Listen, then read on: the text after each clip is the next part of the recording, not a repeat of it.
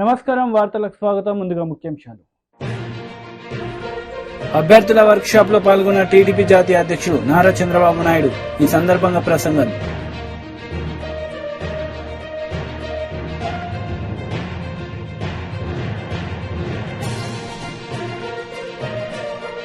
BRS leader Kaushik Reddy media సమావేశం.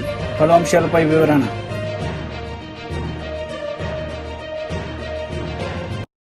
అభ్యర్థుల work shop లో పాల్గొన్న టీడీపీ జాతీయ అధ్యక్షుడు నారా చంద్రబాబు నాయుడు ఈ సందర్భంగా ఆయన ప్రసంగించారు. ఎంత అరాచకం చేస్తున్నారో అది గుర్తుపెట్టుకుంటే మాధవి గట్టిగా నిలబడుకొని మీరు ఏం చేస్తారో చేయండి, అన్యాయం జరిగితే పోరాడతా నిలబడి పోరాడిన ఆడబిడ్డ మాధవి. ఆ ధైర్యం వల్ల రావాలి. అంటే మీరు గుర్తుపెట్టుకోవాల్సింది ఎంత దుర్మార్గంగా ఉండాలో మనం గుర్తుపెట్టుకోవాల్సిన అవసరం ఉంది.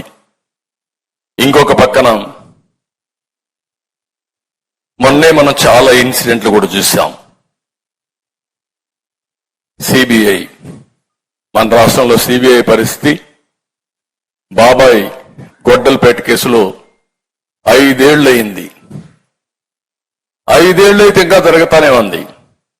ఎన్ని ట్విస్టులు వచ్చాయి చూసాం. కడాన సిబిఐ ఆఫీసర్ ఎవరైతే ఇన్వెస్టిగేషన్ చేస్తున్నాడో ఆయన మీదనే కేసు పెడితే ఆయన హైకోర్టుకు వచ్చి యాంటిసిపేటరీ బెయిల్ తీసుకున్నాడు. Can you imagine? తర్వాత సిబిఐ అరెస్ట్ చేయడానికి వస్తే అవినాష్ రెడ్డి కర్నూలులో లా అండ్ ఆర్డర్ ప్రాబ్లం వచ్చేస్తుంది కాబట్టి మీరు అరెస్ట్ చేయడానికి వీలు లేదు అని law and order problem create చేస్తే సిబిఐ తిరిగి వెళ్ళిపోయారు. అంటే ఇది ఇంటర్నేషనల్ మాఫియానా, లేకపోతే చట్టం అనేది లేదా ఈ దేశంలో? కానీ వైఎస్ఆర్ కాంగ్రెస్ పార్టీకి చట్టమే వర్తించదా? ఎక్కడా ఇలాంటి దేశ చరిత్రలో నాకు తెలిసినంత 45 ఏళ్ళు నేను ఎప్పుడు చూడలే ఇవన్నీ అని బరిదెగించే పరిస్థితికి వచ్చారు. ఈ విషయం మీరు గుర్తుపెట్టుకోవాల్సిన అవసరం ఉంది. డ్రగ్స్, గంజాయి, లిక్కరు, నాసిరకం లిక్కరు, 1000 కోట్ల దోపిడీ, ఇంకో పక్కన శాండ్, ఇంకో పక్కన చూస్తే మైన్స్ మొత్తం లూటీ, ప్రాపర్టీస్ అన్ని కూడా సెటిల్మెంట్లు, 30-40 సంవత్సరాలుగా సంపాదించిన ఆస్తి మెడ మీద కత్తి పెట్టి ఇది రాసిస్తావా లేదా అంటే ప్రాణభయంతో రాసిచ్చేసి బయట కూడా చెప్పలేని పరిస్థితి, చంపేస్తారు. ఒకప్పుడు నేను చూశాను, టెర్రరిస్ట్ ఎక్కడో ఉంటాడు, దావూద్ ఇబ్రహీం, వాడు ఇక్కడికి ఫోన్ చేస్తాడు. దావూద్ ఇబ్రహీం ఫోన్ చేశాడు, నువ్వు 10 కోట్లు పంపేయాలంటే పంపించేయాలి. దావూద్ ఇబ్రహీం ఉన్నాడో లేదు తెలియదు కానీ వీడు మాత్రం 10 కోట్లు పోతాయి. నేను చూశాను టెర్రరిస్టులు ఎక్కడో ఉంటారు. ఫలానాడికి చెప్తే నువ్వు ఎంత పంపించమంటే ఆ లెటర్ ఫేక్ అయినా డబ్బులు పంపించి 3 వాళ్ళకి చెప్పేవాళ్ళు కాదు. అదే పరిస్థితి రాష్ట్రం. మీరు గుర్తుపెట్టుకోవాలి ఇవన్నీ. అందుకే చాలా మంది సెటిల్మెంట్లు చేసుకుంటే 40 ఏళ్లుగా సంపాదించిన ఆస్తి వీళ్ళకి రాసిచ్చేసి వాటా రాహించే వాళ్ళు ఉన్నారు, టోటల్ గా రాయించే వాళ్ళు ఉన్నారు, లేకపోతే వదిలేసుకున్న వాళ్ళు ఉన్నారు.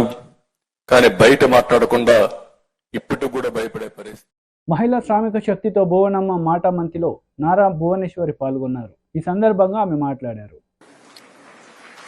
అట్లానే ఆంధ్ర రాష్ట్రంలో 77 లక్షల మంది రోజువారీ కార్మికులు ఉన్నారు. దాంట్లో 31% మంది ప్రజలు రోజువారీ పనులపై ఆధారపడుతున్నారు. కానీ గత 5 ఏళ్లుగా వాళ్ళకి ఉపాధి ఏమీ లేదు. వాళ్ళు రోడ్డు మీద పడేశారు ఈ ప్రభుత్వం.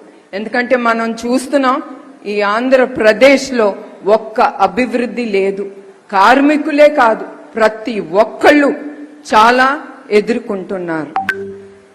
వైసీపీ ప్రభుత్వం వచ్చిన కొత్తలో ఇసుక పనులు ఆపేసి నిర్మాణ రంగానికి మరియు ఆధారపడే వారిని రోడ్డు మీదకి పడేశారు. అట్లానే నిర్మాణ రంగం 3 నెలలుగా పూర్తిగా మూతవేశారు.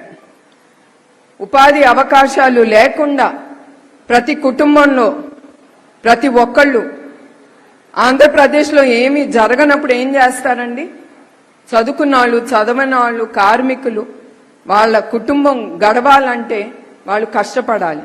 ఇక్కడేమీ లేనప్పుడు పక్క రాష్ట్రాల్లోకి అందరూ తరలి వెళ్ళిపోతున్నారు.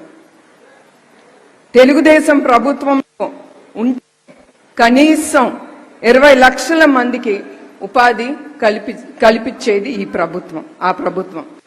ప్రస్తుతం వారి కుటుంబాన్ని తినడానికి తిండి లేకపోయినా ఆకలితో వాళ్ళు మరణిస్తున్నారు. ఈ గవర్నమెంట్ వచ్చి చంద్రన్న బీమా పథకాన్ని వాళ్ళు ఆపేశారు. దీంతో మీ ఆరోగ్యం సంరక్షణ ఇంకా ప్రమాదంలో పడింది. భవన నిర్మాణం కార్మికులు, ఆటో డ్రైవర్లు, ట్రక్ డ్రైవర్లు అందరూ ఈ ప్రభుత్వం నిర్లక్ష్యానికి గురవుతున్నారు. ఈ 5 ఏళ్ల వైసీపీ పాలనలో దాదాపు 13,500 మంది కార్మికులు ఆత్మహత్యకి గురయ్యారు.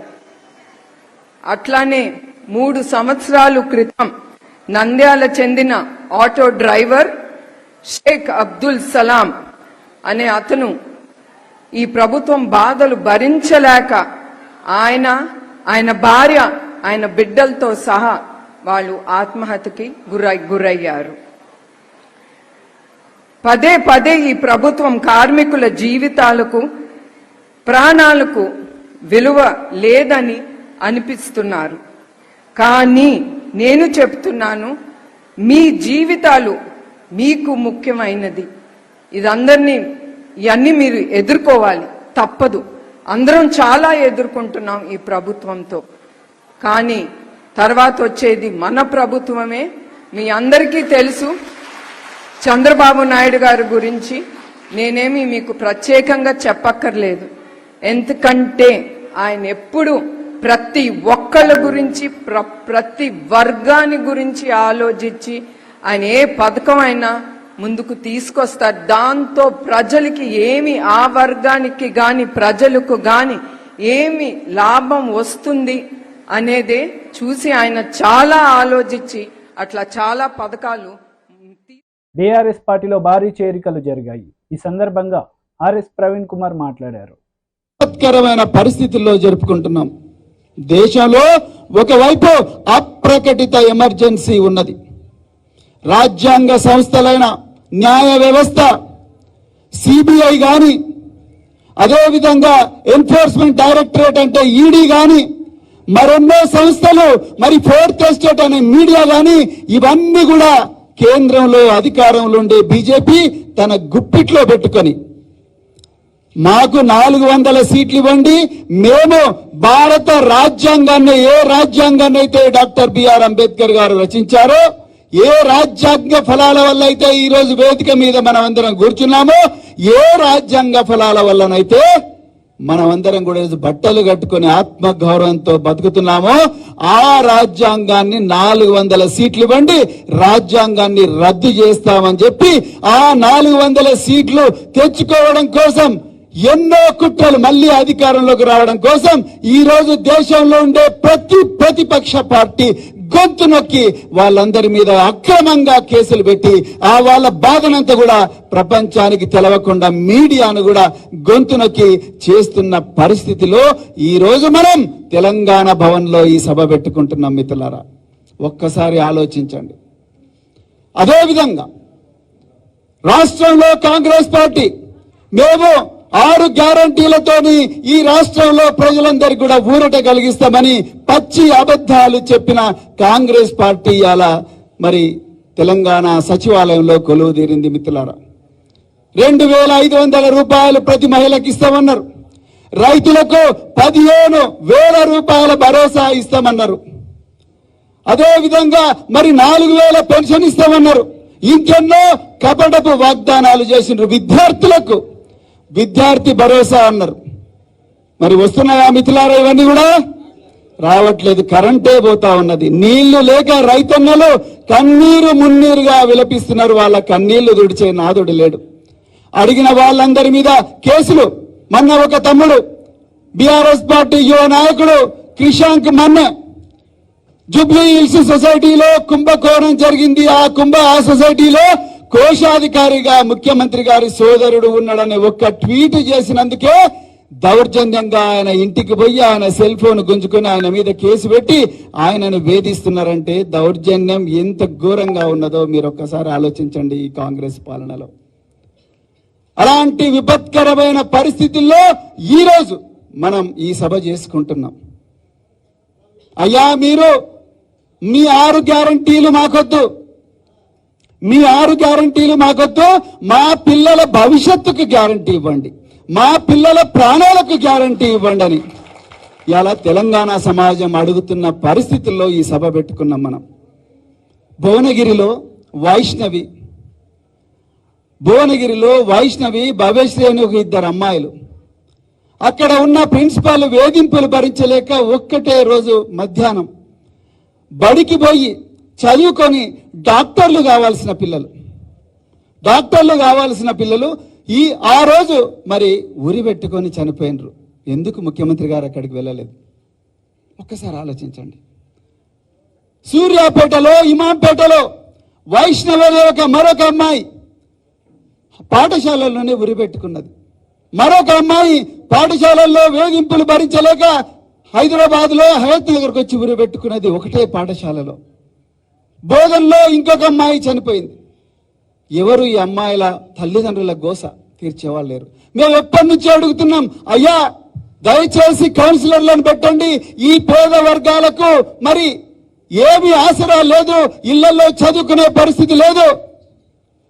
కనీసం ఈ పేద వర్గాలు చదువుకుంటున్న హాస్టళ్లు కానీ, రెసిడెన్స్ స్కూల్స్ కానీ మరి గత ప్రభుత్వంలో కేసీఆర్ గారు ఎంతో దూరదృష్టితో ఆలోచించి 1000 గురుకుల పాఠశాలలు దేశంలో ఎక్కడ కూడా లేవు మిత్రులారా. 1000 గురుకుల పాఠశాలలు.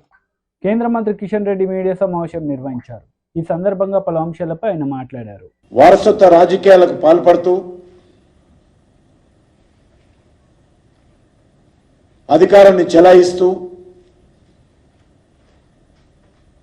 ప్రజాధనాన్ని అక్రమంగా దోపిడీ చేయడము నిజంగా బ్లాక్ డేనే. నేను ఒకటే కేసీఆర్ గారిని అడుగుతా ఉన్నాను, మీ కూతురును అరెస్ట్ చేసినప్పుడు మీరు ఎందుకు స్పందించలేదు? ఈరోజు ముఖ్యమంత్రి గారిని అరెస్ట్ చేస్తే ఢిల్లీలో ఎందుకు స్పందించారు? దీనిలో ఉన్నటువంటి మర్మం ఏంటో చెప్పాల్సినటువంటి అవసరం ఉంది. దర్యాప్తు సంస్థలకు, అవినీతికి ప్రజాప్రతినిధులైనా, రాజకీయ పార్టీలైనా, వ్యాపారస్తులైనా, ముఖ్యమంత్రులైనా ఒకటే. చట్టం ముందు అందరూ ఒకటే అనేటువంటి విషయము ఆయనకు అర్థం కాలేదా? మరి కవిత గారిని అరెస్ట్ చేసి 6 రోజులు పైన అవుతుంది కదా, మరి ఎన్ని రోజులు ఎందుకు స్పందించలేదు?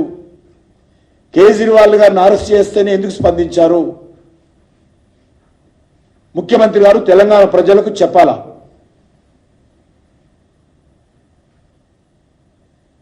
మాజీ ముఖ్యమంత్రి గారు క్షమించాలి.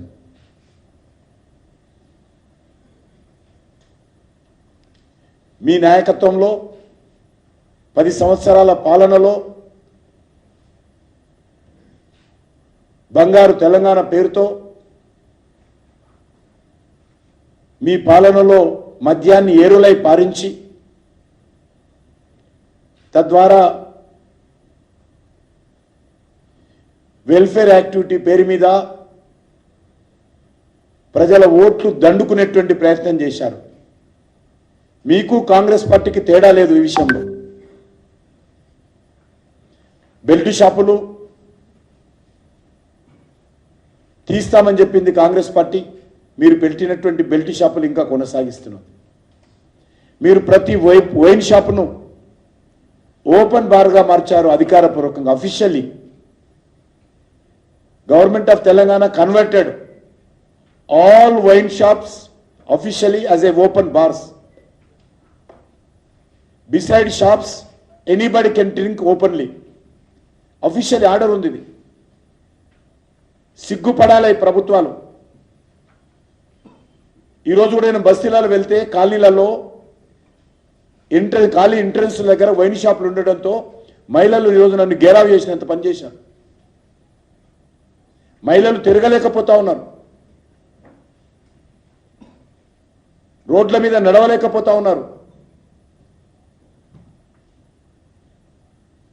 ఉద్యోగాలు చేసేటువంటి ఐటీ అమ్మాయిలు సాయంకాలం 10 గంటలకో 11 గంటలకో బస్తీలలో వెళ్ళాలంటే మీ యొక్క వైన్ షాపుల కారణంగా, ఓపెన్ బార్స్ కారణంగా అనేక రకాల ఇబ్బందులు ఎదుర్కొంటుంటే మీకు అదేం పట్టదు.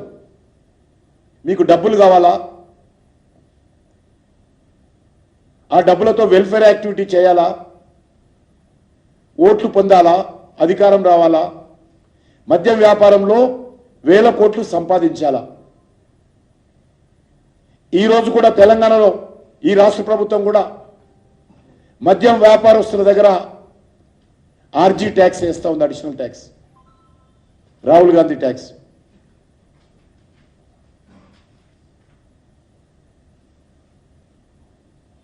రెండు 2014లో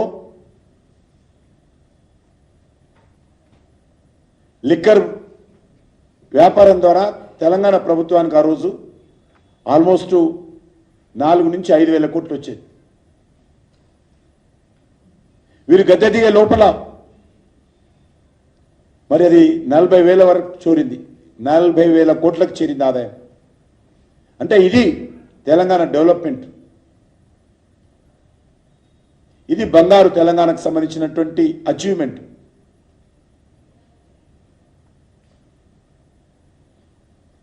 ఇదే రకమైనటువంటి model liquor business model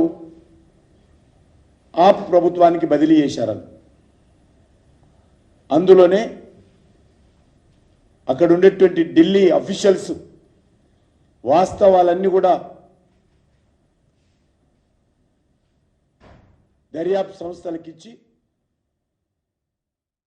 BRS leader Kaushik Reddy media సమావేశం నిర్వహించారు. ఈ సందర్భంగా ఇరు పార్టీలపై ఆయన మండిపడ్డారు.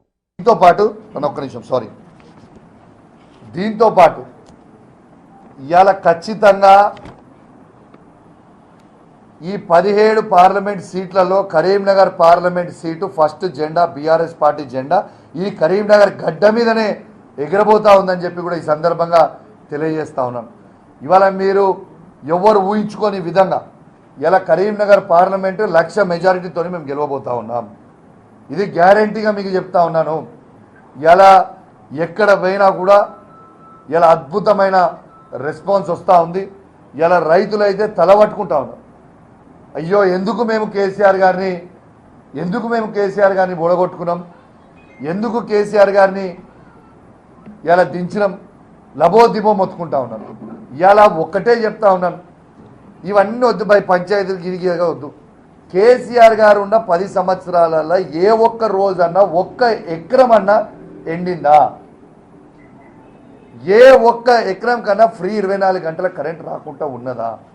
ఏ ఒక్క రైతుకి రైతు బంధు రాకుండా ఉన్నదా? కేసీఆర్ గారు దిగిపోగానే నీళ్లు బంద్ అవుతాయి, కరెంటు బంద్ అవుతుంది, రైతు బంధు బంద్ అవుతుంది. ఇది కరెక్టా? అంటే మీకు ఆట ఆడరాక గజ్జలు బాగలేవన్నట్టున్నది మీ కథ. ఇవాళ కేసీఆర్ గారి కోసం ఖచ్చితంగా రైతులందరూ కూడా ఎక్కడ పోయినా కూడా అద్భుతంగా స్పందన ఇస్తూ ఉన్నారు.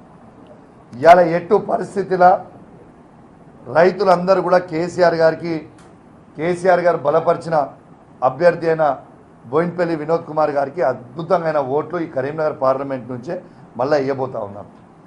రైతులతో పాటు కూడా యువత కూడా ఖచ్చితంగా ఈసారి భారతదేశంలో ఎక్కడ లేని విధంగా ఇలా 2,02,000 ఉద్యోగాలు కేసీఆర్ గారు ఇచ్చింది నిజమని ఇలా యావత్ యువత కూడా ఇవాళ అర్థమైపోయింది. ఇలా ఆఖరికి కేసీఆర్ గారు ఇచ్చిన 30,000 ఉద్యోగాలు ఏవైతే మొత్తం రెడీ చేసి ఉండి అవి ఇవ్వాల్సినవి కూడా ఆ 30,000 ఉద్యోగాలు కూడా కేసీఆర్ గారు ఇచ్చినాయి. వాళ్ళు పత్రాలు ఇచ్చి మేము ఇచ్చినాం. ఎంత సిగ్గులేదంటే ఎవరికో పిల్లలు పుడితే నాకు పుట్టిరు అని ముద్ద అన్నట్టున్నది వాళ్ళ కథ. ఇలా మీరు నోటిఫికేషన్ ఎప్పుడు ఇచ్చిర్రు, మీరు షెడ్యూల్ ఎప్పుడు రిలీజ్ చేసిర్రు, పరీక్షలు ఎప్పుడు పెట్టిర్రు, మీరు ఎగ్జామ్లు ఎప్పుడు రాపిచ్చిర్రు, రిజల్ట్లు ఎప్పుడు ఇచ్చిర్రు? కేసీఆర్ గారు మీరు అవునన్నా కాదన్నా కేసీఆర్ గారు 2,02,000 ఉద్యోగాలు కేసీఆర్ గారు ఇచ్చింది నిజం నిజం నిజం. ఇది నేను ఛాలెంజ్ చేస్తా ఉన్నా, ఈ భారతదేశంలోనే ఏ ఒక్క రాష్ట్రంలో కేసీఆర్ గారి కంటే ఎక్కువ గవర్నమెంట్ ఉద్యోగాలు ఇచ్చినాయి మీరు చూపిస్తే నా ఎమ్మెల్యే పదవికి నేను రాజీనామా చేస్తా. ఇది వాస్తవం, నేను చెప్పింది. మీరు దయచేసి ఖచ్చితంగా యువత అంతా కూడా ఖచ్చితంగా కేసీఆర్ గారి వైపు చూస్తూ ఉన్నారు. రైతులందరూ కూడా కేసీఆర్ గారి వైపు చూస్తూ ఉన్నారు. ఇలా పెన్షన్దారులు కూడా అందరు కూడా ఖచ్చితంగా కేసీఆర్ గారికే ఓటేస్తాము అని నిర్ణయించుకున్నారు. ఎందుకంటే ఇలా 2,000 రూపాయల పెన్షన్ కానివ్వండి, వికలాంగులకి 4,000 రూపాయల పెన్షన్ కానివ్వండి, టెన్షన్గా ఇలా కేసీఆర్ గారు ఇస్తా ఉన్నది కూడా మీ అందరికీ కూడా తెలియజేస్తా ఉన్నాను. మీ అందరు కూడా అప్పుడు ఇచ్చిండు కేసీఆర్ గారు, వీళ్ళు 4,000 రూపాయలు ఇస్తామని చెప్పిర్రు. ఏడాది దాకా 100 రోజులు అయిపోయినాయి. 4,000 ఎక్కడ పోయినాయా? మీ 4,000 ఎక్కడ పోయినాయి? ఎందుకు వేస్తలేరు? అచ్చా, ఇంకోటి కూడా చెప్పాలి మీ అందరికీ. నిన్న కళ్యాణ లక్ష్మి చెక్కులు వీడు ఇచ్చిన కాడ నేను కమలాపూర్ మండలం ఉప్పల్ గ్రామానికి మా మిత్రుడు మాన్సా ఇంకా మా యువ నాయకుడు వాళ్ళ ఇంటికి పోవడం జరిగింది. అడిగి పోయి ఆ చెక్ ఇచ్చిన తర్వాత వాళ్ళు నాకు చెప్తా ఉన్నారు, అన్న కనీసము కేసీఆర్ గారు ఉన్నప్పుడు కేసీఆర్ గారు కిట్ ఇచ్చేది, ఆడబిడ్డ పుట్టింది కాబట్టి 13,000 రూపాయలు ఇచ్చేది, తల్లి బిడ్డలని అంబులెన్స్లో ఇంటికాడ దింపిపోయేది సార్ కేసీఆర్ గారు. వీళ్ళు కేసీఆర్ కిట్ ఇవ్వలేదు, మాకు ఆ 13,000 రూపాయలు ఇవ్వాలి, కనీసం ఇంటికాడ కూడా దింపే పరిస్థితి లేని పరిస్థితి ఉండే అని చెప్తే బీజేపీ ఏపీ అధికార ప్రతినిధి యామిని శర్మ మీడియా సమావేశం నిర్వహించారు. ఈ సందర్భంగా పలు అంశాలపై ఆమె మాట్లాడారు. చేసింది వాళ్ళ రిపోర్ట్ని. ఆ వ్యక్తి ఎవరని చూస్తే అతని పైన ఇంతకుముందు అమెరికాలో అతని అసాల్ట్, ఒక మహిళ పైన ఫ్లైట్లో నిద్రపోతున్న మహిళ పైన ఆవిడ పైన అసభ్యకరంగా ప్రవర్తించాడు అని కేసు కూడా ఉంది, జైలు శిక్ష కూడా అనుభవించినటువంటి వ్యక్తి. ఇక్కడికి వచ్చి నిన్న నుంచి చూసాము ట్విట్టర్లో, మీకు కూడా చూపిస్తాను ఒకటి. మరి తమ నాయకుడు అంటే వైసీపీ నాయకుడు అని చెప్పడానికి వేరే అవసరం లేదండి, జూమ్ చేసి చూపించుకోవచ్చు, అందరికీ కనిపిస్తూనే ఉంది. సంక్రాంతి సంబరాల్లో ఆ సంక్రాంతి సందర్భంలో వీరు ఆ కూనం వీరభద్రరావు వారి భార్య ఎవరైతే ఉన్నారో వారందరూ కూడా వైసీపీ జగన్మోహన్ రెడ్డి గారి ఫోటోతో సహా అక్కడున్న స్థానిక నేతలు, మండల అధ్యక్షులు అందరూ కూడా వారితో ఒక పెద్ద పెద్ద బ్యానర్లు వేయించుకున్నారు. దీన్ని బట్టి అర్థం కావట్లేదా ఆయన వెనకాల ఉన్నది కొమ్ము కాస్తుంది ఏ పార్టీ అనేది? తప్పు వీళ్ళ వైపు పెట్టుకొని తప్పు చేసింది వాళ్ళ నాయకుడు అని చెప్పని తెలిసి కూడా మళ్ళీ బట్ట కాల్చి మీద వేయడం అన్న చందాన ఈ రోజున వైసీపీ నాయకులు బీజేపీ రాష్ట్ర అధ్యక్షురాలు పురంధరేశ్వరి గారి పైన అవాకులు చవాకులు పేలుస్తూ వారిని ఏదో అంటగట్టాలి వారికి అన్న సందర్భంలో మాటలు మాట్లాడుతుండడం అనేది భారతీయ జనతా పార్టీ చాలా తీవ్రంగా ఆక్షేపిస్తోంది, దీన్ని ఖండిస్తూ ఉంది. ఎందుకంటే వారు చెప్తున్నటువంటి కళ్ళబొల్లి మాటలు సంధ్య ఆక్వా ప్రైవేట్ లిమిటెడ్ ఏదైతే ఉందో అది ఆ కూనం వీరభద్రరావు, ఆ కూనం వీరభద్రరావు యొక్క అన్నయ్య ఎవరైతే ఉన్నారో ఆయన కూనం పూర్ణచంద్రరావు అలియాస్ కూనం పూర్ణ అని ఆయన ఉమ్మడి ప్రకాశం జిల్లాలో బాపట్ల జిల్లాకు సంబంధించి అక్కడ చాలా వైసీపీ నాయకుడిలాగా పేరు తెచ్చుకొని వైవి సుబ్బారెడ్డి గారికి ప్రధాన అనుచరులాగా ఉన్నాడనేది మనకు తెలుస్తుంది స్పష్టంగా. ఆయన వైసీపీ కార్యక్రమాల్లో వైవి సుబ్బారెడ్డి గారితో తిరుగుతూ చేస్తున్నటువంటి కార్యక్రమాల్లో ఇప్పుడు మనందరికీ తెలిసింది ఇదే వైవి సుబ్బారెడ్డి గారు విశాఖ వైసీపీ ఇన్ఛార్జి లాగా ఉన్నారు.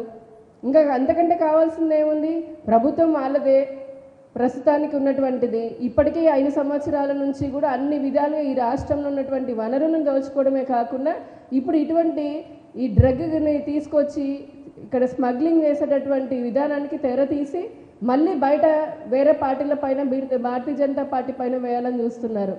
ఈ రోజున కొంతమంది వైసీపీ నాయకులు అంటున్నారు సంధ్య మెరైన్కి సంబంధించి ఆ కంపెనీకి ఈ సంధ్య ఆక్వా కంపెనీకి ఏవో సంబంధాలు ఉన్నాయి, పురంధరేశ్వరి గారికి బంధువులకి ఏదో సంబంధం ఉందని. కానీ ఒకసారి కనుక ఆధారాలు మనం చూస్తే వారు క్లెయిమ్ చేస్తున్నట్టుగా లేదా ఆరోపిస్తున్నట్టుగా అసలు ఆ సంధ్య అనే కంపెనీకి, సంధ్య మెరైన్ కంపెనీ ఏదైతే ఉందో అది మొదటి నుంచి కూడా 1992లో పురంధరేశ్వరి గారి వియ్యంకుడు ప్రసాదరావు గారు స్థాపించారు. అప్పట్లో ఈ కూనం వీరభద్రారావు అనే